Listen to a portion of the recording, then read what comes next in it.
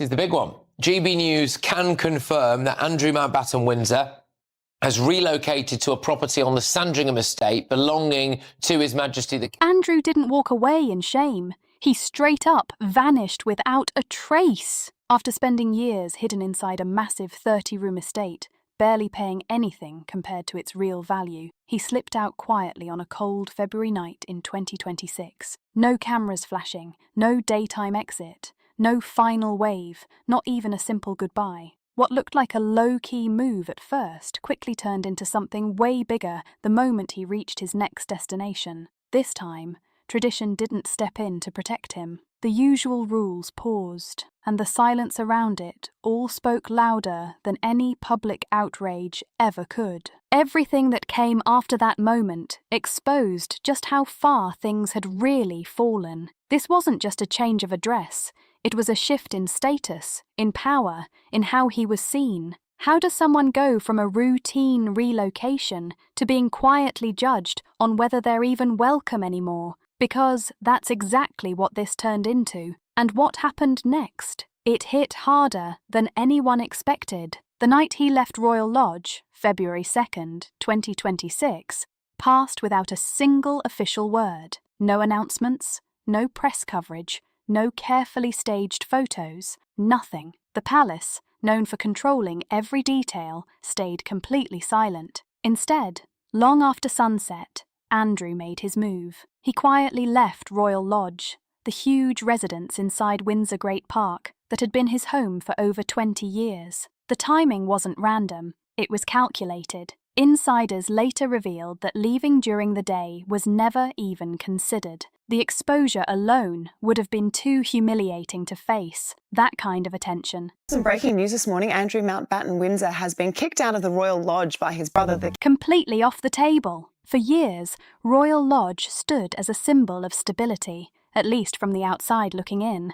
30 rooms stretched across nearly 100 acres, secured under a lease that would later become a source of public criticism. Even as his reputation started to crack, Andrew held onto that property tightly, almost like it was the last piece of control he had left. Reports say the original plan was to stay longer, maybe delay the move until Easter, but plans don't always survive pressure, and this time, everything changed fast. When pressure builds behind closed doors, it doesn't stay hidden forever, it eventually breaks through, and in this case, it came crashing in with the release of a new wave of Epstein-related material. Even though Andrew has consistently denied all allegations, the renewed attention pushed things to a breaking point. Suddenly, the situation became impossible to ignore. His position at Royal Lodge? No longer sustainable. What was once a slow, carefully managed exit flipped overnight into something urgent. Quiet decisions were made behind closed doors, and the move itself followed that same low-profile pattern. Vehicles were repositioned without attention. Lights stayed low. Movements were timed to avoid being seen. No farewells, no final conversations, just silence. And that silence carried weight. This was a man who once travelled the world representing the monarchy, attending high-profile events, shaking hands with leaders, standing in rooms filled with power. Now, he was leaving his long-time home in complete darkness, choosing to disappear rather than face the spotlight. His destination?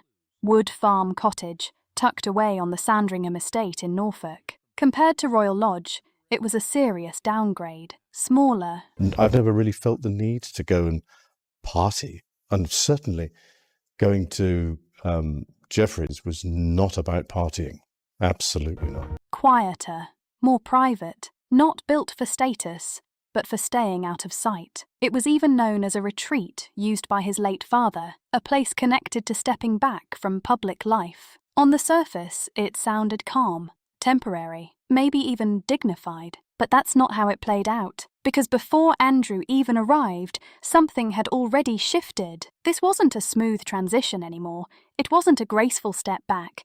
It was a retreat forced by pressure, shaped by public scrutiny, and marked by a clear loss of standing. The move itself sent a message, not because of where he was going, but because of how he had to leave. Once those gates of Royal Lodge closed behind him, it was clear there was no going back. Wood Farm was supposed to offer peace, distance, a break from the chaos, but instead, it revealed something else entirely, just how much had changed. The protection he once relied on, gone. The privileges he once took for granted, fading fast. So what happened next at Sandringham that made everything feel different almost instantly? Here's where it really hits. When Andrew arrived, there were no dramatic confrontations waiting for him. No shouting, no arguments, no scenes. What he faced instead was something far more subtle, but way more powerful. A quiet rule change that flipped everything upside down. Staff at the estate were given clear instructions. They were not required to serve him if they felt uncomfortable. That decision, completely up to them. And according to insiders, several had already made their choice to step away. No protests, no rebellion, no public pushback. That's what made it even more intense. Everything happened calmly.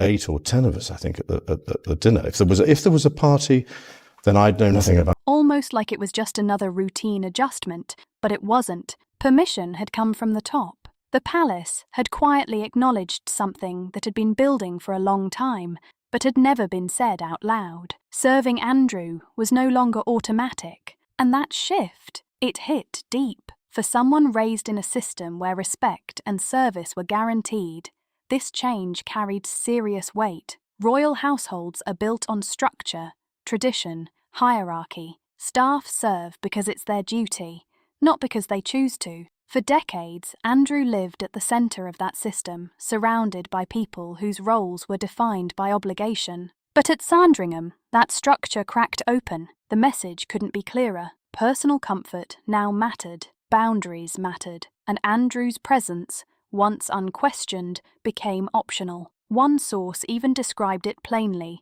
saying there was already a growing list of staff who declined to work with him, not out of anger, but discomfort. And that detail alone spoke volumes. Titles can be removed on paper, homes can be reassigned. But when the people around you are given the choice to walk away, that's something deeper. That's not just a loss of position. That's a loss of standing, of respect, of the unspoken rules that once protected you. And what made it even more shocking? The contrast with the past. There was a time Andrew moved through royal life without hesitation, backed by layers of protection and protocol. Everything around him was structured to support him. At Sandringham, that shield was gone. No dedicated team, no guaranteed service, no buffer from awkward reality. Just a new system where personal choice mattered more than royal status. Even the wording of the instruction was careful. Staff weren't told to refuse him.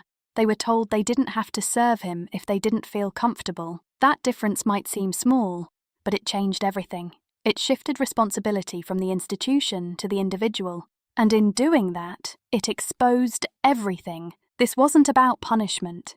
It was about acknowledgement, a quiet admission that things had reached a point where normal expectations no longer applied. The monarchy, often criticised for protecting its own, seemed to be drawing a line, but doing it without noise. For Andrew, the impact wasn't loud. It was silent and heavy. No confrontation, no dramatic fallout, just absence, doors not opening, interactions not happening, and somehow that silence cut deeper than any public criticism ever could. By this point, his move didn't feel temporary anymore. It didn't feel like a simple adjustment. It felt like something else entirely. Something close to exile, even if it was never officially called that. A man who once lived surrounded by attention, now stepping into spaces where his presence caused hesitation. So how did it come to this? It didn't start here. Not even close. Born at Buckingham Palace on February 19th, 1960,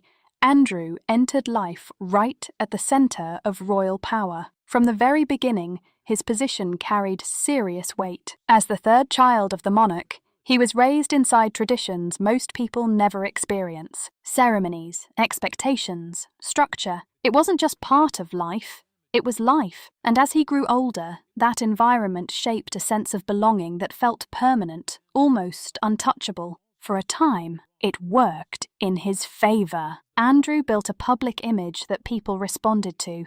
His service as a helicopter pilot during the Falklands War earned him respect. It gave him credibility, made him look like someone willing to step up, not just sit back. That moment boosted his reputation in a big way. He wasn't just a royal by birth anymore. He was seen as someone who proved himself when it mattered. Then came 1986, when his marriage to Sarah Ferguson brought even more attention. The wedding was huge, watched by millions, framed as a fresh, exciting chapter for the monarchy. Together, they had 2 daughters, Beatrice and Eugenie, further strengthening his place within royal life. For years, his image as a family man held steady, even with some flaws. At one point, he was second in line to the throne, and that fact shaped everything. Where he lived, how he moved, how people treated him, the access, the respect, the privileges, it all came with that level of status. State dinners,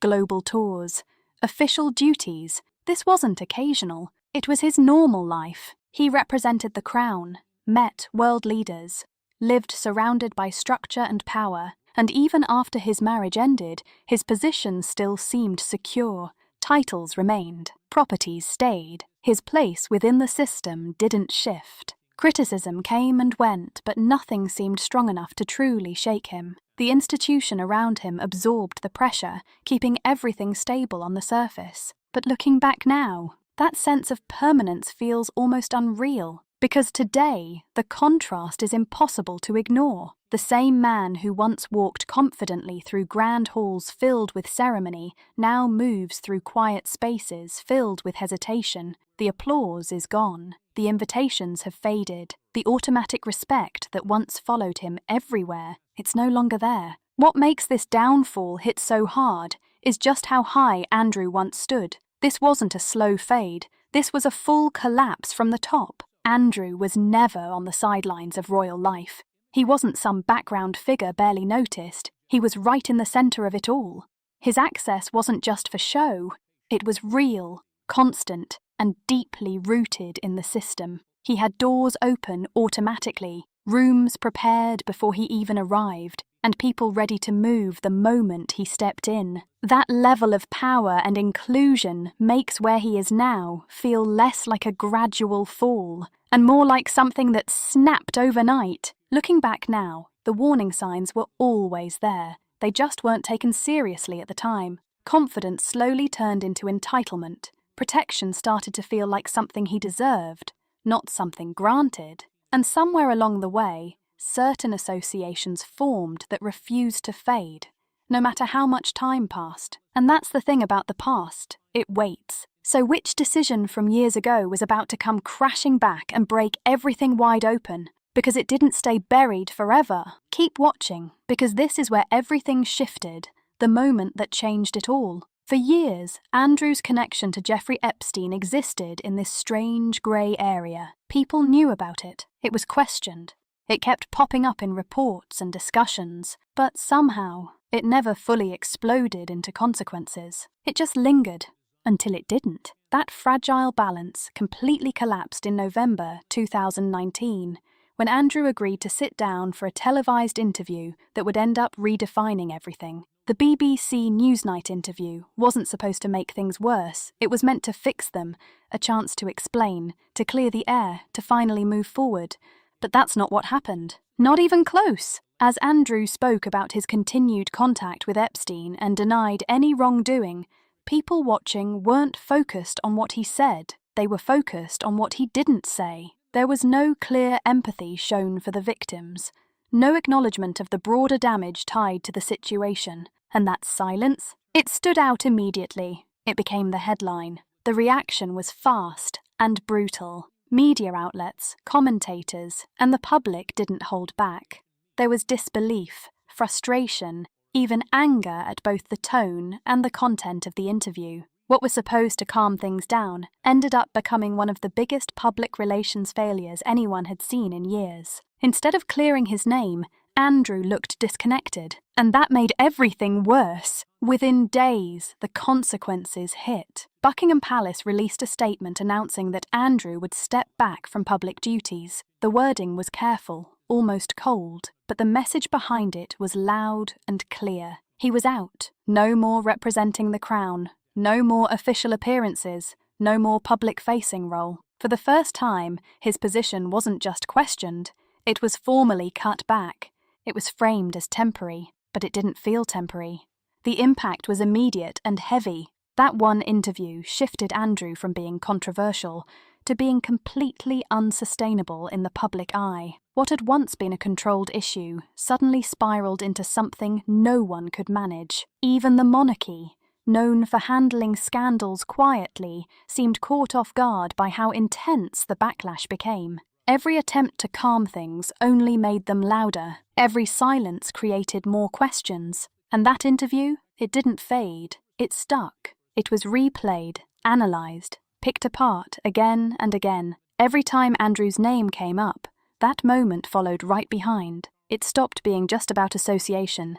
Now it was about judgment, about accountability, about whether people believed him at all. Inside the palace, that moment changed everything. Stepping back from duties didn't just remove him from the spotlight, it reshaped how he was seen. The distance that once protected him started to disappear. Expectations shifted. Patience ran thin. And what hurt the most? It felt like a missed chance, a moment where things could have been handled differently, a moment where acknowledgement, empathy, or even awareness could have changed the direction of everything. But instead, that interview froze Andrew in time.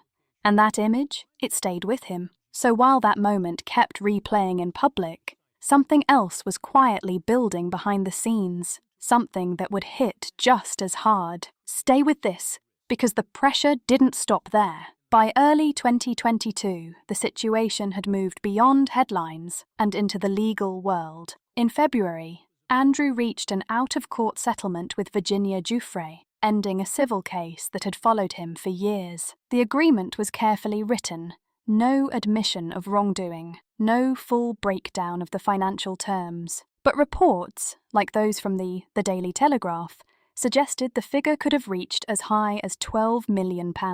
The palace presented it as closure, a clean ending, a way to move forward. But the public didn't see it that way. Questions didn't disappear, they multiplied.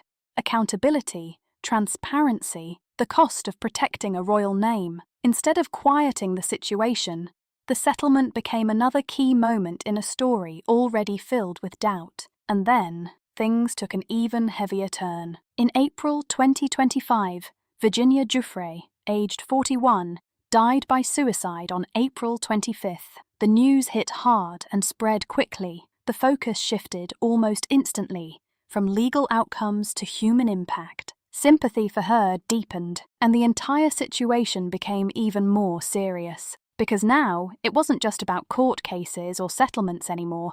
It was about the emotional weight, the long-term damage, and the real-life consequences of everything that had unfolded. That changed how people saw everything, and it made the story impossible to ignore. Months later, in October 2025, the attention surged again, this time through a book. Giuffre's posthumous memoir, Nobody's Girl, was released. It didn't introduce completely new claims, but it did something just as powerful.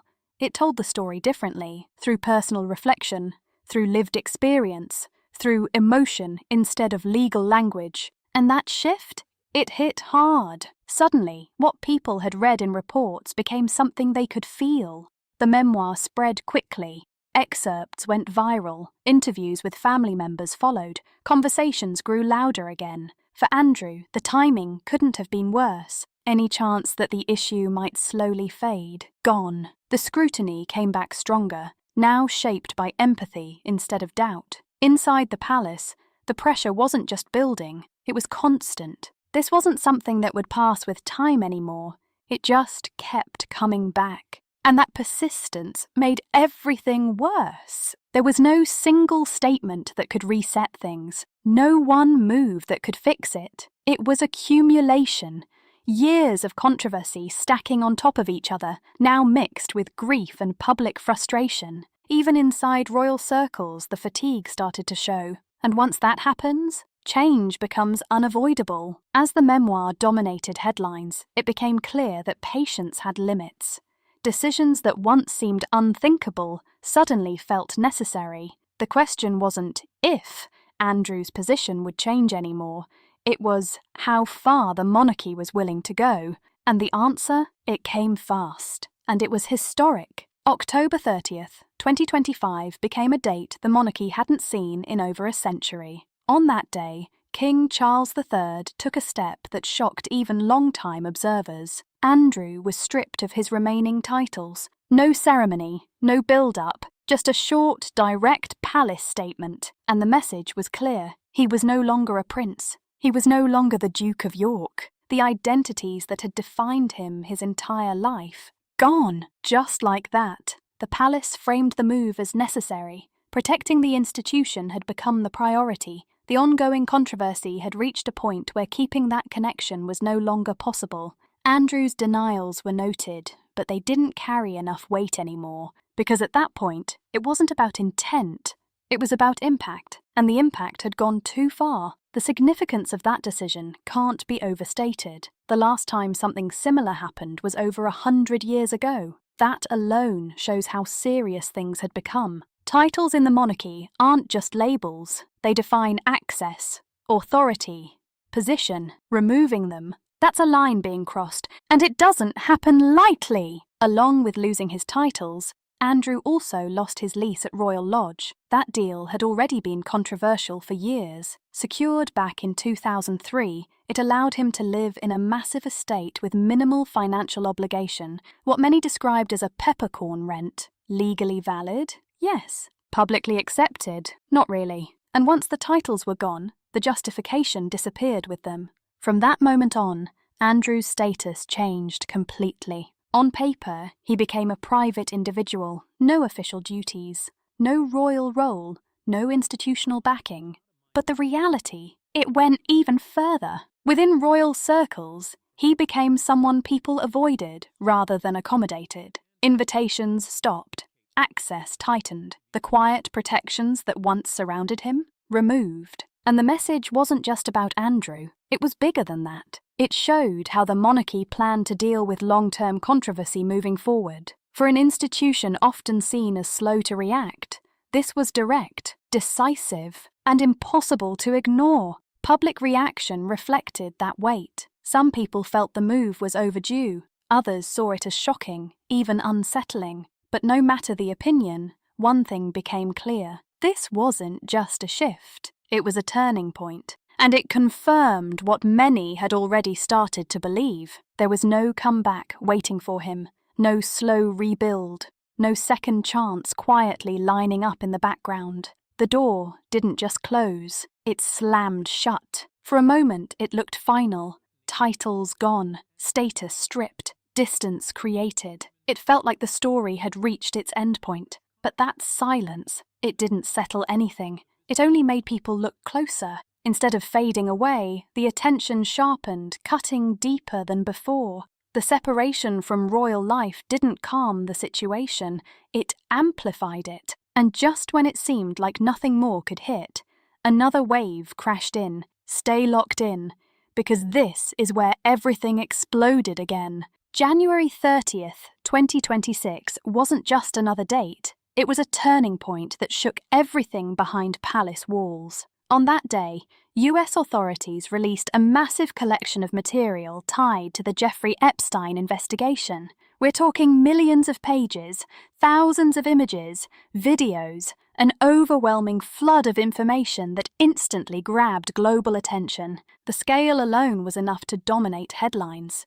But what was inside? That's what made it serious. As journalists and investigators rushed to go through the files, familiar names started popping up again. Locations that had already been questioned resurfaced. Emails, some over a decade old, were pulled apart line by line, every word examined, every detail questioned. And right there, in the middle of it, Andrew's name came back into focus. Again! Some of the exchanges reportedly referenced meetings, introductions, connections that raised fresh concerns. Nothing about it felt new, but the context had changed. The volume of material made it impossible to brush aside. And then came something even more damaging. Claims tied to specific locations, including Royal Lodge. That detail alone.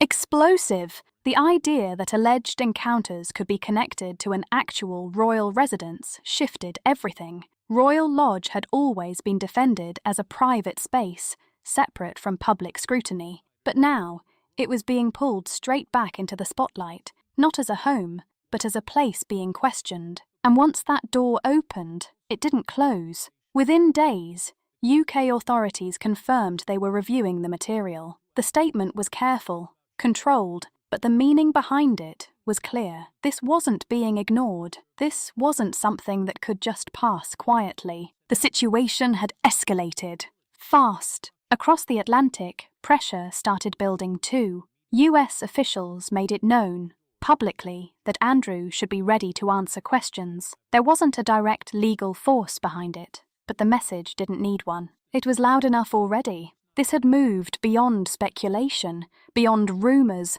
beyond headlines designed for clicks. This was now sitting in the space of international accountability. And distance? It wasn't protecting him anymore. What made this moment hit even harder was the timing. Andrew had just been stripped of his titles, just removed from royal life. There was an expectation, at least from some, that things might slowly quiet down after that. That maybe, finally, the story would lose momentum.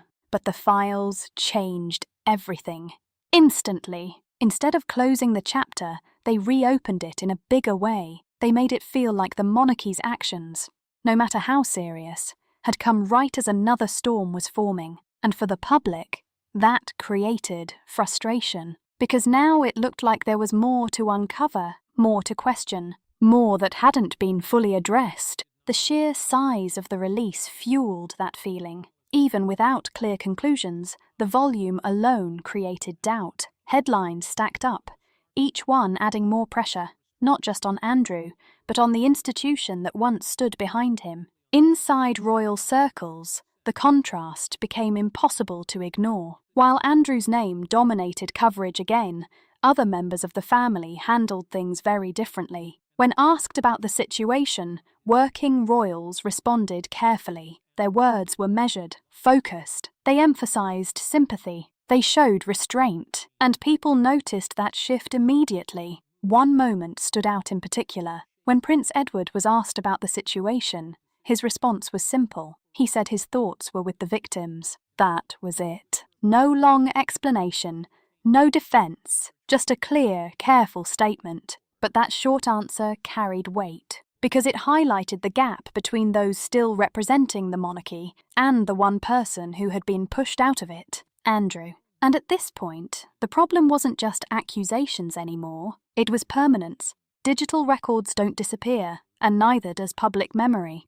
Every document, every email, every reference, it all stays. And with each new detail, the idea of rebuilding his image started to look less realistic. Time wasn't softening anything, it was locking it in. By the end of January, it was clear these files didn't just reopen old issues, they changed the entire conversation. The focus shifted away from what the monarchy had already done to what it might still be forced to face. And right as all of this was unfolding, Andrew stepped into Wood Farm. So was this the final chapter, or just the start of something new? Stay with this, because the reality that followed was even more telling. Wood Farm Cottage was never supposed to be permanent. It wasn't designed to be a long-term home. From the beginning, it was described as a temporary solution, a quiet place to stay while other arrangements were sorted out. Just a stopgap, nothing more. But that's not how it ended up feeling. Not at all. Tucked away on the Sandringham estate,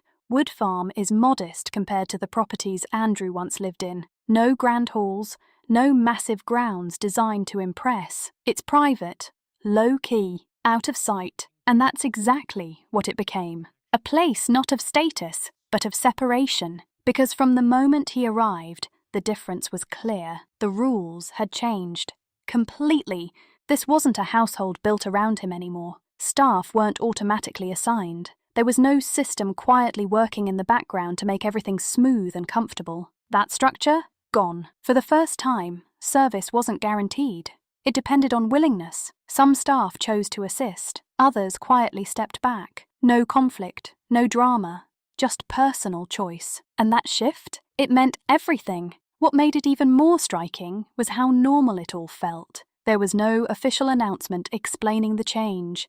No press briefing breaking it down. No big moment marking the transition. It just existed. Andrew had stepped into a space where his presence didn't automatically carry weight, where his name didn't open doors, where comfort had to be negotiated, not expected. And that reality settled in fast. As this new phase took hold, attention drifted back to what he once had, especially the Royal Lodge deal that had already faced criticism for years. That lease, secured back in 2003, allowed him to live in a massive estate for decades while paying what many described as a peppercorn rent. In simple terms, he lived in extreme luxury for almost nothing. And people hadn't forgotten that. The arrangement had already been reviewed before, even questioned by the Public Accounts Committee. While it wasn't illegal, it raised serious concerns about fairness and public interest. And now, with everything else happening, those concerns came rushing back, stronger than ever, because the contrast was impossible to ignore. The same person who once lived surrounded by privilege now found himself in a place where even small comforts weren't guaranteed. That shift? It said everything. At Wood Farm, the isolation wasn't loud, but it was complete. No official events, no public duties, no carefully managed schedule, no system built to support him. The structure of royal life, gone, replaced by something much simpler, much quieter, much more ordinary. And that kind of change doesn't just affect lifestyle, it changes identity. One source described his position with a single word: pariah. Not said with anger, not said for effect, just said as a fact. And that word stuck, because it reflected something deeper, an understanding that whatever status he once had was no longer there, not just publicly, but internally too. Within royal circles, the conversation wasn't about rebuilding anymore. It was about distance, about containment, about making sure the separation stayed clear. And that made this chapter feel final. Really final. What makes it even more powerful is how quiet it all is. There's no dramatic ending, no official closing statement, no moment where everything is wrapped up cleanly. Just a man living in a space where the protections he once relied on are gone, completely gone. The silence around him, it's not respect, it's caution. And that difference changes everything. Wood Farm might have started as a temporary pause, but it became something else entirely. A clear line dividing the past from the present, privilege from limitation, expectation from permission, once automatic, now optional. And in that quiet shift, the full weight of everything that happened becomes impossible to ignore. So now, the question is simple, but the answer isn't. Does this mark the true end of Andrew's influence? Or is this just another twist in a story that refuses to stay finished?